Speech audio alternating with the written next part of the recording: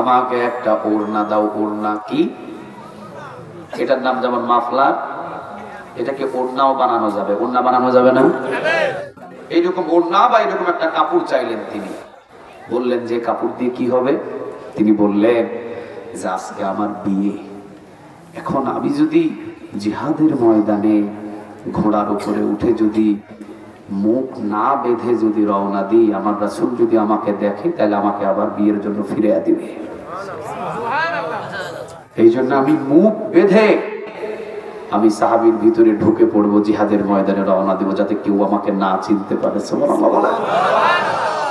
আর যদি আমি জিহাদের ময়দানে রওনা দিই, রাসূল যদি আমার চেহারা দেখে চিনে ফেলে, আমার রাসূল বলবে, এই সালামে তুমি যাও, সুন্দরী রমণী তোমার জন্য অপেক্ষমান, তোমার বিয়ে তো হবে, তুমি সেখানে রওনা দাও, আমাকে পাঠায় দিবে। আমি তো জিহাদের ময়দানে জীবন দিয়ে সহজে জান্নাতে যেতে পারবো না। হযরত সালামী রাদিয়াল্লাহু তাআলা আনহু তিনি বয়স একটু বেশি হলেন, বয়সটা বেড়ে গেল একটু বেশি, ঈমান আনতে বড্ড দেরি করে ফেললেন। বিশ্বনবীর জবান থেকে শুনলেন লা ইলাহা ইল্লাল্লাহ মুহাম্মাদুর রাসূলুল্লাহ সাল্লাল্লাহু আলাইহি ওয়াসাল্লাম। কালিমা পড়ে মুসলমান হয়ে গেলেন। সুবহানাল্লাহ। ঘর ছাড়লেন, বাড়ি ছাড়লেন, টাকা ছাড়লেন, পয়সা ছাড়লেন, সব কিছু ছেড়ে দিলেন।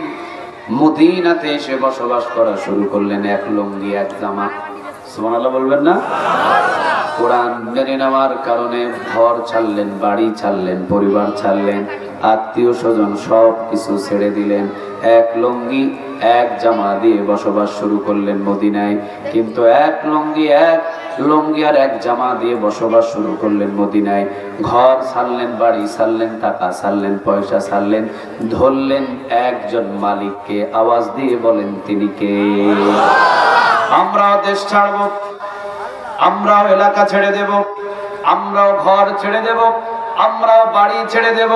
খাবার বন্ধ হয়ে গেলে বন্ধ হয়ে যাক, কোনো অসুবিধা নাই, কিন্তু একজনাকে ছাড়তে পারবো না। আওয়াজ দিয়ে বলেন তিনি কে? আল্লাহ আমাদের সবার ঈমানকে কবুল করুন।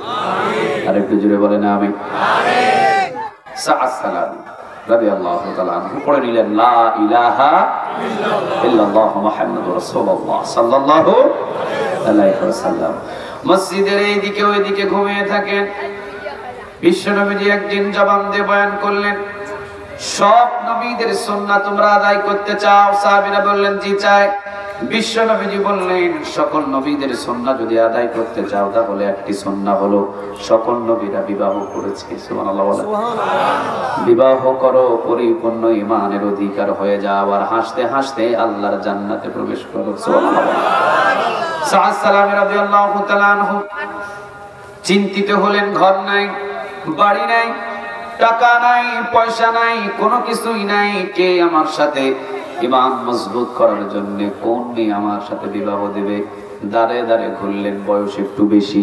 বয়স কথা কয় না, বয়স কুষ্ঠ রোগের দাগ ছিল, বসন্তের দাগ মুখের ভিতরে। চেহারাটা তেমন উজ্জ্বল নয়, কালো বর্ণের চেহারা, বসন্তের দাগ, তেমন চেহারার ভিতরে আকর্ষণ ছিল না, কিন্তু ঈমানটা ছিল দুর্বল না শক্তিশালী? শক্তিশালী। আল্লাহু আকবার। এমন ঈমান ছিলেন সাআদ সালামী রাদিয়াল্লাহু তাআলা আনহু। সাআদ সালামী রাদিয়াল্লাহু তাআলা আনহু দাঁড়ে দাঁড়ে বললেন, কেউ মেয়ে দেয় না বিয়ের জন্য। মসজিদে নববীতে ঢুকে বিশ্বনবীর সামনে গিয়ে বললেন, ইয়া রাসূলুল্লাহ আমরা বিবাহ করায়া দেন। সুবহানাল্লাহ। কি করায়া দেন? কথা কয় না, কি করায়া দেন? নবী গো আমরা বিবাহ করায়া দেন। বিশ্বনবীজি বললেন, বিবাহ করবা? হ্যাঁ নবী, অনেক দেরি হয়েছে, আমার বয়স বেড়ে গেছে, ঈমান আনতে আনতে অনেক বয়স বেড়ে গেছে, চেহারাও সুন্দর নয়, ঈমানটাকে মজবুত করার জন্য আমার বিবাহ করা দরকার। ঈমান যদি মজবুত হয়, সকল নবীর সুন্নাহ যদি আদায় করতে পারি, আপনি বলেছেন হাসতে হাসতে নাকি জান্নাতে যাওয়া যায়, বিবাহ করে দেন। বিবাহ করবো আমি। বিশ্বনবী বললেন, কেন তোমাকে কি কেউ বিয়ে দেয় না? কয় না। দেখেন তো চেহারার ভিতরে আমার বসন্তের দাগ। নবী গো চেহারার ভিতরে বসন্তের দাগ এক নাম্বার। দ্বিতীয় নাম্বার, এই পরনের লুঙ্গি আর জামা ছাড়া কিছু নাই। আল্লাহু আকবার। কিছুই নাই। নবী তাহলে কে বিবাহ দেবে আমার সাথে? নবী আপনি বলেন, যার কাছে দেয় সে আমার কাছ থেকে দূরে চলে যায়। বিশ্ব নবী এবার বললেন, শোনো সালামি, মদিনার ভিতরে সবচাইতে সুন্দরী যে নারী আছে, ওই নারী আল্লাহ রাব্বুল আলামিন তোমার জন্য কবুল করে ফেলেছে। তুমি বিয়ে পাবে না মানে এটা কোনো কথা হলো? এই মদিনার ভিতরে সবচাইতে সুন্দরী যে নারী আছে, ওই নারীর সাথে তোমার বিবাহ হবে। এমন নবী কথা বললেন, যেই নবীটা হা বললে হালাল, যেই নবী না বললে হারাম, যেই নবী আঙ্গুল উঁচু করলে চন্দ্র 2 টুকরা করে দেন, তিনি কে? আর ওই নবী পা যদি উঁচু করেন মেয়েরাজে নিয়ে চলে যান, তিনি কে? সুবহানাল্লাহ বলবেন না? পা যদি উঁচু করেন নবীরে মেয়েরাজে নিয়ে চলে যান, তিনি কে? কোন নবী? হা বললে হালাল, না বললে হারাম। আঙ্গুল উঁচু করলে চন্দ্র 2 টুকরা হয়ে যায়, পা উঁচু করলে সোজা মেয়েরাজে চলে যায়। আল্লাহু আকবার। এমন নবী যখন বলে দিলেন মদিনার সবচেয়ে সুন্দরী নারীর সাথে তোমার বিবাহ হবে, সাহাবী খুশিতে আত্মহারা। আল্লাহু আকবার। নবী, এই মদিনার সবচেয়ে সুন্দরী নারীর সাথে আমার বিবাহ হবে। হ্যাঁ, আমি বিশ্ব নবীজি বলে দিলাম, এই মদিনার সবচেয়ে সুন্দরী নারী তোমার সাথে বিবাহ হবে। চিৎকার দিয়ে পড়েন আল্লাহু আকবার। তোমার ঘর নাই তাতে কি হয়েছে? বাড়ি নাই তাতে কি হয়েছে? সংসার নাই তাতে কি হয়েছে? টাকা নাই তাতে কি হয়েছে? চেহারায় বসন্তের দাগ তাতে কি হয়েছে? সবচেয়ে সুন্দরী নারীর সাথে তোমার বিবাহ হবে। চিৎকার দিয়ে পড়েন আল্লাহু আকবার। বিশ্বনবী মসজিদে নববীতে সাহাবীদেরকে বললেন, বলো কার এই মদিনাতে সুন্দরী নারী আছে, কার মেয়ে আছে? একজন সাহাবী বললেন, নবী অমুক। অমুক সাহাবীর একজন মেয়ে আছে খুব সুন্দরী। বিশ্বনবী বললেন, যাও সাআদ সালামি গিয়ে বলো আমি বিশ্বনবী তোমারে পাঠিয়েছি। সুবহানাল্লাহ। সাআদ সালামি বললেন, না, এমন ভাবে পাঠালে আমি যাব না। কিভাবে পাঠাতে হবে? লিখে দিতে হবে। আপনি লিখে দিবেন আর আপনার সিলমোহরটা আপনি মেরে দিবেন, তাহলে বোঝা যাবে যে আপনি স্বয়ং পাত্রকে আপনি পাঠাইছেন। সুবহানাল্লাহ। মুখে আমি যদি বলি আমাকে অবিশ্বাস করতে পারেন, আপনি লিখে দেন। বিশ্বনবীজি বললেন লিখে দিতে হবে। ঠিক আছে, দাও, লিখে দিলাম। লিখে দিলেন।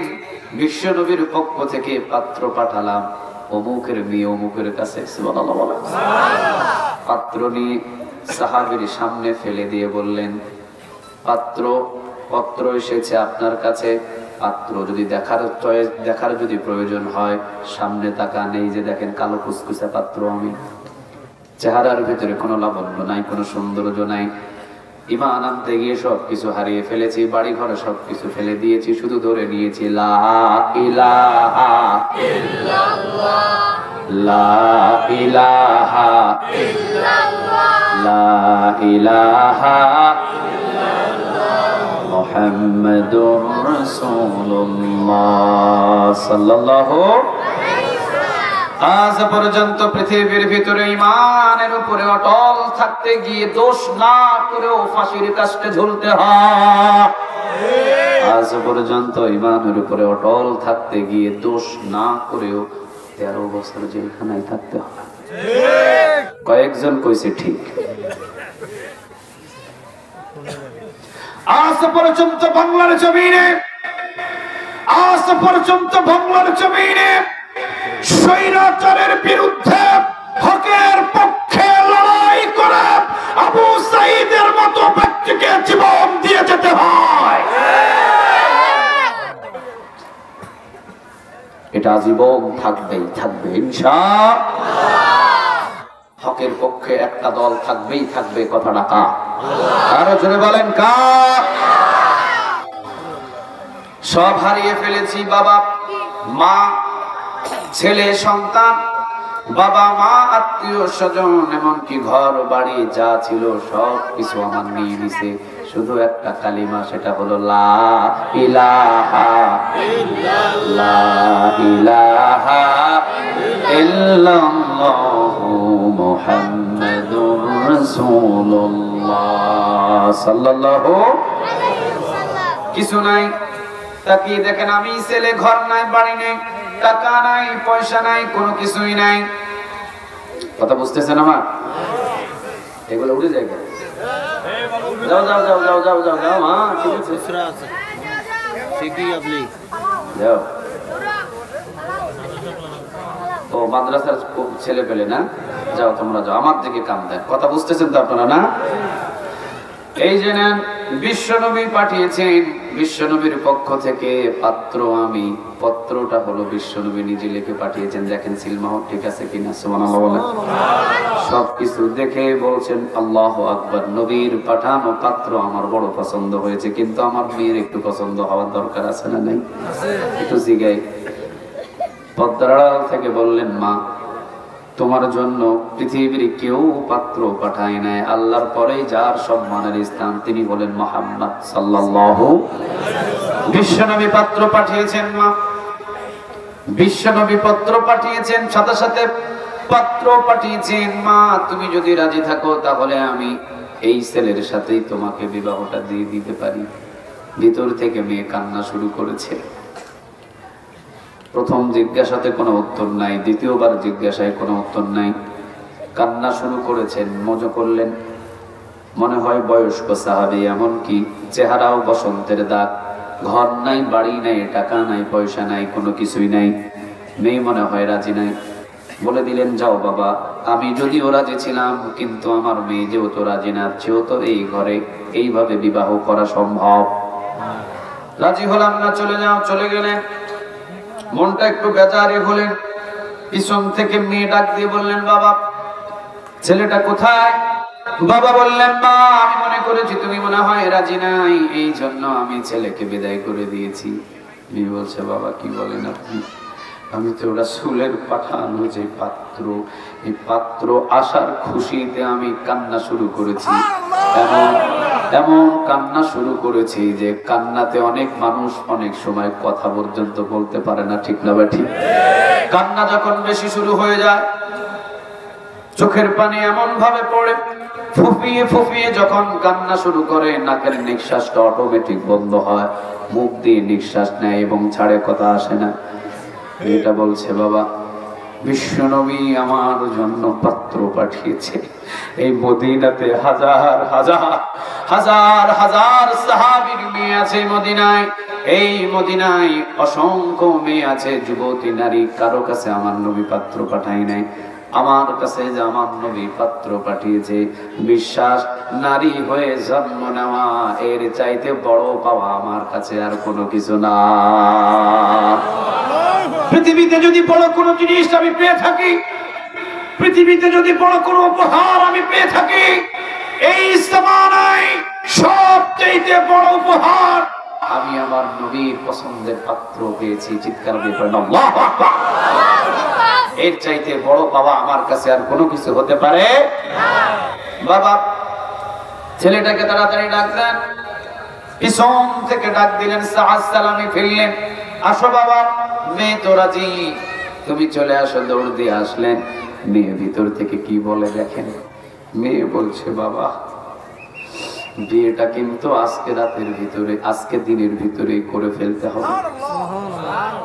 বাবা গো, আজকে দিনের ভিতরে কিন্তু বিয়ে করে ফেলতে হবে, এমনকি অল্প সময়ের ভিতরে বিয়ে করে ফেলতে হবে। বিশ্বনবীর পাঠানো পাত্র, এটার দাম কিন্তু অনেক বেশি। বিশ্বনবীর পাঠানো পাত্র, এটার দাম কিন্তু অনেক বেশি। আমি কিন্তু এটাকে কখনো ছাড়তে চাই না। হতে পারে বিশ্বনবীর পাঠানো পাত্র অন্য কোন সাহাবী জামাইকে ভাগায়া ভোগায়া বিয়ে দিয়ে দিতে পারে, তাহলে আমার নসিব থেকে আমার বিশ্বনবীর পাঠানো পাত্র ফসকে যাবে। আমি এটাকে কখনো আমার কাছ থেকে দূরে ছেড়ে দিতে চাই না। বাবা আজকে দিনের ভিতরে যত দ্রুত পারা যায় বিশ্বনবীর পাঠানো পাত্রকে আমি বিবাহ করে ফেলতে চাই। সালামি খুশি হয়ে গেলে, এই কে বাঁশি বাজায় কে? হ্যাঁ বাঁশি বাজায়, এইদিকে কান্দা।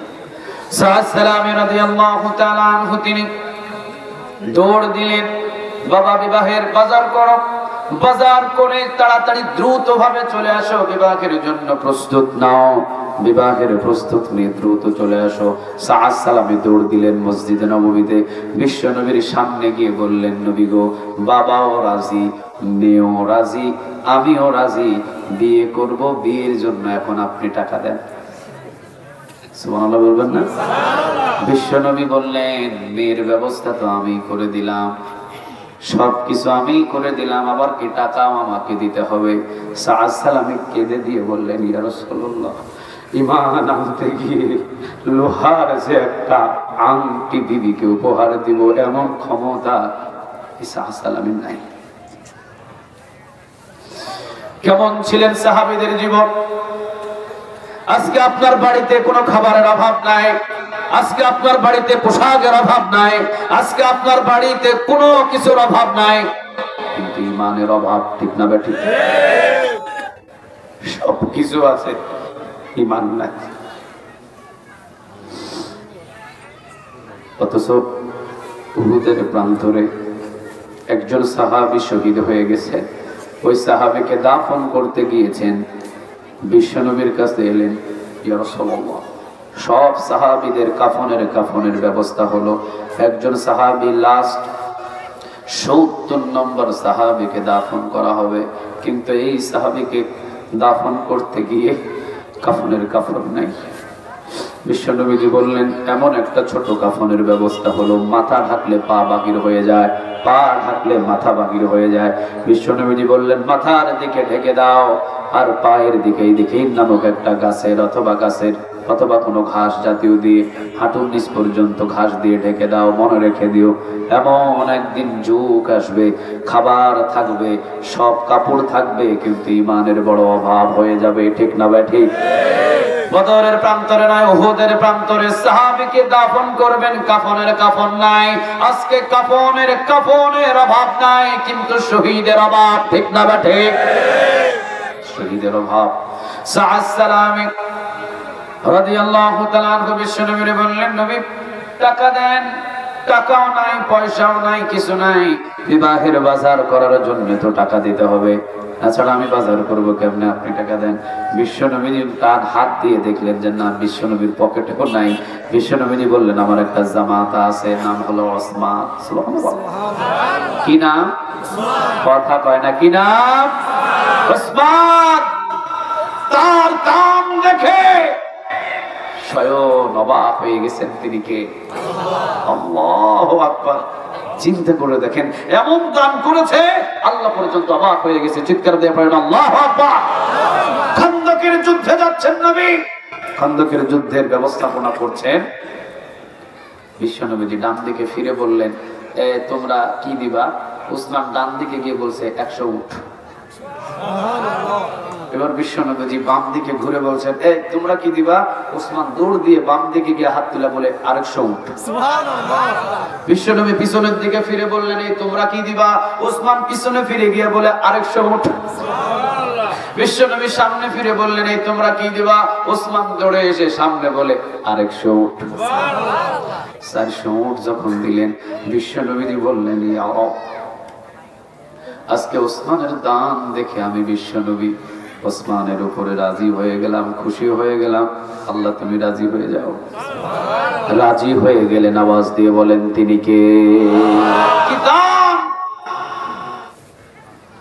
কোন কথা বলছিলাম? জিহাদ ফি সাবিলিল্লাহ।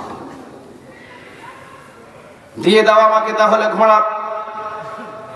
দোকানদার তো তাকিয়ে আছেন চেহারার দিকে। ঘোড়া দিলেন, তরবারি দিলেন, ঢাল দিলেন, যুদ্ধের পোশাক দিলেন। এবার বললেন, আমাকে একটা ওড়না দাও। ওড়না কি? এটার নাম যেমন মাফলার, এটাকে ওড়নাও বানানো যাবে। ওড়না বানানো যাবে না?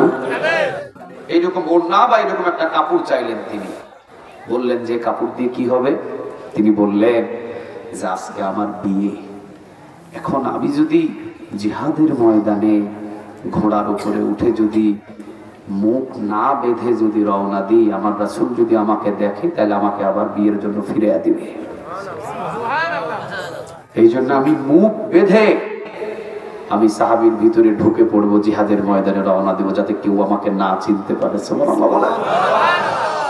আর যদি আমি জিহাদের ময়দানে রওনা দিই, রাসূল যদি আমার চেহারা দেখে চিনে ফেলে, আমার রাসূল বলবে, এই সালামে তুমি যাও, সুন্দরী রমণী তোমার জন্য অপেক্ষমান, তোমার বিয়ে হবে, তুমি সেখানে রওনা দাও, আমাকে পাঠায় দেবে।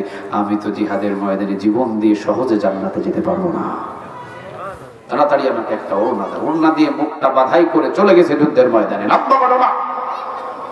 যুদ্ধের ময়দানে রওনা দিয়ে জিহাদের ময়দানে অসংখ্য কাফেরকে জাহান্নামে পাঠিয়ে দিয়ে নিজে শাহাদাত বরণ করে ফেলেছেন। বিশ্বনবী সাহাবীদের লাশগুলো একত্রিত করছেন। বিশ্বনবী দেখেন সাহাবীদের এক একটা লাশ। একজন সাহাবী বিশ্বনবীর কাছে এসে বললেন, ইয়া রাসূলুল্লাহ, একজন মানুষ পড়ে আছে, চেহারাটা খুব চিহ্নিত মনে হচ্ছে, কিন্তু মুখটা বাঁধা, আমরা খুলি নাই, কেউ চিনতেও পারছি না। যদি আপনি একটু যেতেন তাহলে আমাদের জন্য ভালো হতো। বিশ্বনবীর কাছে গিয়ে বললেন, মুখটা খুলো। খুলে দেখেন সাহাবী। বিশ্বনবী ছোট বাচ্চাদের যেভাবে আমরা খুলে করিনি, ঠিক এইভাবে করে বুকের সাথে জড়িয়ে দিয়ে একটা কান্নার গড়গানি যে আওয়াজটা বলে, বিশাল ভাবে একটা আওয়াজ। বিশ্বনবী জীবনে কখনো, সাহাবীরা বলেন, নবীকে কোনোদিন দেখি নাই যে হাও মাও করে কানতে, একটু আওয়াজ দিয়ে কানতে, কিন্তু ওই দিন এত জোরে বিশ্বনবীজি কান্না করে এমন ভাবে ফুঁফিয়ে ফুঁফিয়ে বললেন যে আহারে সাদ, আহারে সাদ সালামি, মদিনার সুন্দরী নারী তোমাকে, সুন্দরী নারী তোমাকে জিহাদের ময়দান থেকে ফেরাতে পারে নাই। সাদ সালামি, তুমি ইতিহাস করে দিয়ে গেলে জিহাদের ময়দানে কালিমার পতাকা ওড়ানোর জন্য, এইভাবে ইসলামের জন্য জীবন দিতে হবে। সুন্দরী নারী তোমাকে রাখতে পারে নাই, সুন্দরী নারী তোমাকে ধরে রাখতে পারে নাই। সাদ সালামি, ঘর পাও নাই, বাড়ি পাও নাই, গাড়ি পাও নাই, সুন্দরী নারীর ব্যবস্থা করে দিয়েছিলাম, সেটার পর্যন্ত তুমি কোন চিন্তা ভাবনা না করে জিহাদের ময়দানে এসে সোজা জীবন দিয়ে দিলে। সুন্দরী মেয়ে পাওয়ার পরও তাকে তুমি দূরে সরিয়ে দিলে। বিশ্বনবী বুকের ভিতরে নিয়ে কানলেন। সাহাবীদেরকে বললেন, ধরো, নিয়ে যাও। নিয়ে গেলেন। একটু পরে বিশ্বনবীজি মুস্কি একটা হাসি দিলেন। সুবহানাল্লাহ। কি দিলেন? কথা বলেন, কি দিলেন? মুস্কি একটা হাসি দিলেন। হাসি দেওয়ার পর বিশ্বনবীজি সাদ সালামীকে দেখে মুস্কি হাসি দিয়ে বিশ্বনবী তাকিয়ে আছেন সাদ সালামীর দিকে। একটু পর চেহারাটাকে আড়াল করে নিয়ে বিশ্বনবীজি অন্যদিকে ফিরলেন, আর সাদ সালামীর চেহারার দিকে তাকাইলেন না। সাহাবীরা বললেন, নবী, সাদ সালামীর এই লাশটাকে নিয়ে আপনি তিনটা রূপ দেখালেন আমাদের সামনে। এক নাম্বার ধরে খুব কান্না করলেন, যেটা বিগত এত সাহাবীর কান্না আপনি করেন নাই। দ্বিতীয় নাম্বার দেখলাম আপনি সাদ সালামীর শরীরের দিকে তাকিয়ে, চেহারার দিকে তাকিয়ে, লাশটার দিকে তাকিয়ে আপনি একটু মুস্কি মুস্কি মুস্কি মুস্কি হাসলেন। এ পর্যন্ত কোনোদিন আমরা কোনো মৃত লাশকে দেখে আপনি এইরকম আপনাকে হাসতে দেখি নাই। তৃতীয় নম্বর, আপনি চেহারাটাকে ফিরিয়ে নিলেন। নবী গো, কেন এই তিনটা রূপ দেখালেন আমাদের? আপনারা কি শুনবেন? কথা বলেন, আপনারা কি শুনবেন? শুধু শুনলে হবে না, সাদ সালামীর মতো যদি জিহাদের ময়দানে ঝাঁপিয়ে পড়ার সময় আসে, যদি হিন্দুস্তানের হিন্দুদের বিরুদ্ধে, নাস্তিকদের বিরুদ্ধে, আল্লাহর দুশমনদের বিরুদ্ধে যদি বাংলার জমিনে জিহাদের ডাক আসে, সাদ সালামীর মতো কারা কারা জিহাদের ময়দানে যেতে রাজি আছো? লিল্লাহি তাকবীর, লিল্লাহি তাকবীর, নারে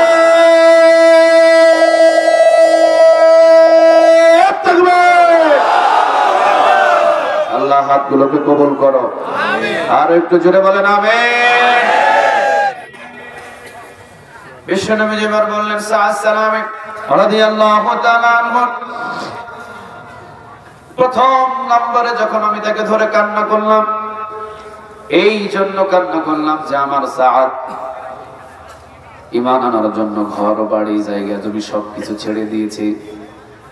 বিবাহের জন্য ওসমানের পক্ষ থেকে টাকার ব্যবস্থা হলো, সবকিছুর ব্যবস্থা হলো, কিন্তু আমার সাদ সালামী সুন্দরী মদিনার ভিতরে শ্রেষ্ঠ নারী, তাকে ধরে রাখতে পারলো না। জিহাদের ময়দানে হাসতে হাসতে এসে জীবন দিল। আমি দেখতে পাবো এই জন্য মুখটা বেঁধে এসেছে। আমি চিনতে পারবো এই জন্য মুখটা বেঁধে এসেছে। জিহাদের ময়দানে জীবন দেওয়ার জন্য এতটা আগ্রহ আমার সাআদ সালামী, এই কষ্ট, এতটা আগ্রহ, এটা দেখে আমি খুশিতে খুব হাউমাউ করে কেঁদেছিলাম, সেটা দুঃখের কথা ছিল না। আহারে সাআদ। দ্বিতীয় নম্বর নবী, আপনি মুস্কি হাসলেন কেন? বিশ্বনবীজি বললেন, আমি যখন সাআদ সালামীকে তোমাদের হাতে উঠিয়ে দিয়ে লাশের সারিতে রাখতে বললাম, তোমরা রেখে যখন চলে আসলে আমি দেখতে পেলাম সাআদ সালামীর কাছে এমন একটাও তার হুর বাদ নাই, গিলমান বাদ নাই। সমস্ত হুর, সমস্ত গিলমান এসেছেন সাআদ সালামীকে রিসিভ করার জন্য। আমি তো বিশ্বনবী, আমার নজর তোমাদের মতো নজর নয়, আমার নজর আলাদা। আমি দেখলাম একটা কোনো হুর, একটা কোনো গিলমান বাদ যায় নাই, সবাই এসেছে সাআদ সালামীকে রিসিভ করার জন্য। কেউ ঠোঁটের উপরে চুমা দেয়, কেউ গালের উপরে চুমা দেয়, কেউ কপালের উপরে চুমা দেয়, কেউ বুকের উপরে চুমা দেয়, কেউ আঙ্গুলে চুমা দেয়। প্রতিটা হুর গিলমানগুলো সাআদ সালামীকে প্রতি শরীরের প্রতিটা অঙ্গ জায়গায় জড়িয়ে ধরে চুমা দেয়। কেউ শরীরের উপরে ডালান দেয়, কেউ সাআদ সালামী রাদিয়াল্লাহু তাআলা আনহুকে পিছন থেকে জড়িয়ে ধরে, আরেকজন সরিয়ে দিয়ে আরেকজন জড়িয়ে ধরে, আরেকজন গিয়ে কপালের উপরে চুমা করে। এমন সবাই সাআদ সালামের হুর গিলমানগুলো যখন তাকে আদর যত্ন করতেছে, একটু আদর যত্ন একজন হুর বেশি যখন করা শুরু করেছে, আর একজন এসে তাকে সরিয়ে দিচ্ছে, আর একজন করছে। এই যে টানা হিসরা একজন সাআদকে নিয়ে যখন শুরু করেছে তারা, একজন হুরের যখন কাপড়টা একটু টাকনুর উপরে উঠে গেছে, আমি তো নবী, হুরদের তাকে আদর সোহাগ যত্ন এবং মহাব্বত দেখে আমি মুস্কি মুস্কি হাসছিলাম। তৃতীয় নম্বর, যে তোমরা বলেছো চোখটাকে কেন ফিরিয়ে নিলেন? নবী চোখটা ফিরিয়ে নিয়েছে ওই সময় যখন টানাটানি করতে গিয়ে একজন হুরের টাকনুর উপর বরাবর যখন কাপড়টা বাহির উঠে চলে আসছে, আমি নবী বড় লজ্জা পেয়ে গেছি। লজ্জা পেয়ে আমি নবী মুখটাকে আড়াল করে নিয়েছি। সুবহানাল্লাহ বলবেন না? সাআদ সালামী বুঝিয়ে দিলেন ইসলামের জন্য এইভাবে জীবনটা কুরবান দিতে হয়। এই জন্য আল্লাহ রাব্বুল আলামিন বলেন, আফাগায়রা দীনিল্লাহি ইয়াবগুনা ওয়া লাহু আসলামা মা ফিস সামাওয়াতি ওয়াল আরদি তাওআন ওয়া কারহান ওয়া ইলাইহি ইউরজাউন। আসমানে এবং জমিনে যা কিছু আছে সব কিছু টাইম মতো হুকুম মানছে কার?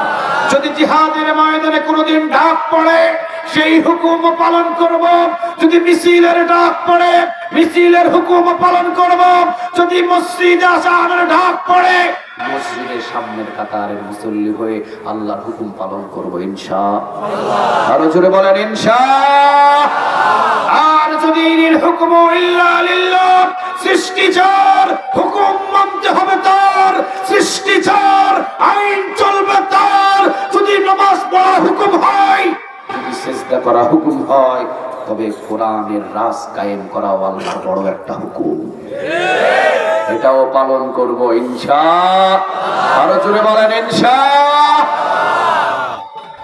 আল্লাহ রাব্বুল আলামিন ছোট্ট একটা আয়াত থেকে আমরা যতটুকু আলোচনা বুঝলাম, হুকুম পৃথিবীর কারো পালন করব না, আইন পৃথিবীর কারো মানব না, 16 আনা আইন মানব কার? যত পৃথিবীর সব কিছু, সাগরের পানি থেকে, সূর্য থেকে, মাথার চুল থেকে, অলিগল সবকিছু আল্লাহ সুবহানাহু ওয়া তাআলার যত হুকুম পালন করছে, আমরাও প্রত্যেকে আল্লাহ সুবহানাহু ওয়া তাআলার হুকুম পালন করব ইনশাআল্লাহ।